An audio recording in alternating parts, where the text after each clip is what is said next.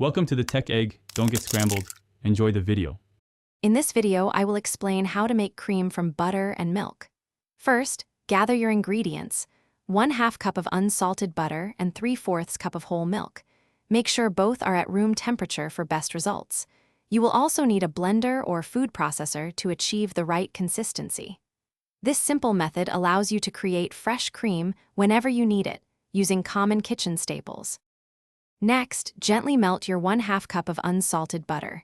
You can do this in a microwave or a small saucepan over low heat. Be careful not to let it boil or brown, as this will affect the flavor and texture of your cream. Once melted, remove it from the heat and let it cool for a few minutes. It should still be liquid, but not piping hot. Now, pour the slightly cooled melted butter into your blender or food processor. Add the 3/4 cup of whole milk. Secure the lid and blend on high speed for about 30 to 60 seconds.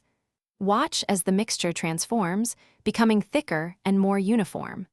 The high-speed blending helps to emulsify the fats and liquids, creating a smooth, creamy texture. Finally, pour your freshly blended cream into an airtight container. Place it in the refrigerator for at least 4 hours, or preferably overnight. Chilling is crucial as it allows the cream to thicken further and achieve its desired consistency. Once chilled, your homemade cream is ready to use in your favorite recipes. Store it in the refrigerator and enjoy within 5 days. Thanks for watching. Consider subscribing if I helped unscramble your problems.